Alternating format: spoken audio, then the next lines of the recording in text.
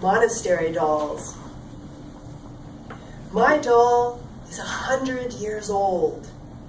She contains the edges of my mind. Inside her little house, she wanders, looking for windows. She finds skulls instead.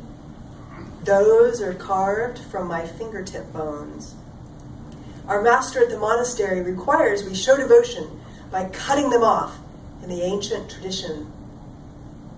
The doll's perpetual childhood in the adult long dresses disturb my fingers that are left, which want so much to lift her skirt. I stare at their tips, imagining the faces I could carve if they offend me by reaching out to her secrets.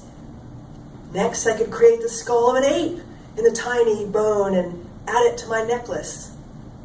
Soon, I will have no fingers left to carve with. I will no longer have to struggle to keep myself from looking under her dress. Every recitation of scriptures, which I let my thoughts wander away from, takes me into further reaches of dollhouse rooms of thoughts. Spider webs, peeling wallpaper, mildew. Her damaged eyes look black as if from whorish makeup. They tease me. She wanders from room to room. She has seen my secrets. Alexander calls out and knocks on my wall. The stone has no echo. I'm excited for company. We have no pets in the monastery, even stuffed. No houseplants, visitors, babies, nothing to take care of. No one to touch, only our dolls. Without those, I think we would go mad. When I let him in, he says, "Hurry, I have to show you something. Put this mirror in your dollhouse." He holds up his palm-sized mirror and I take it. I would do anything for a friend. He pants, saying, "My doll doesn't show up in the mirror." And in truth, I'm startled to see that neither does mine. A flake falls off the beige wall, falling onto the skulls along the edges. What does this mean? Fear, holding my breath, I poke my head down into the dollhouse and look at the mirror, my hair falling in my face, my cheeks covering my eyes, and I am real. I am very glad. We go down the hall and knock on Merwin's door, our eyes wide. When he lets us in, we ask. He says, "What are you going on about?" "No, I'm not going to put a mirror in my doll's house. Of course the doll is actually there.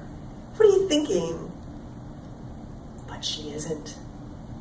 I try looking at her with the mirror. I want to cry. I shake. Merwin looks out the window, silent. He says it's time for bed. His left eye begins to twitch. Alexander and I run down the hall and hug. I could have lifted the doll's dress all this time without it being a sin, because she isn't there at all. We dash into my room. I reach into the doll's empty living room, which is burned and ashen, and I take her out. I lift her gray lace dress and peer underneath. I wouldn't be so rude as to turn her upside down, whether she exists or not. I have never seen anything like it. A bland space between the legs, and no penis at all. I have heard of such from my brothers. In fear, I strip my pants and hold the mirror. Thank goodness, my genitals are real. We scour the room with reflection. Everything shows up but her. We decide we must eat her tomorrow to make her one of us.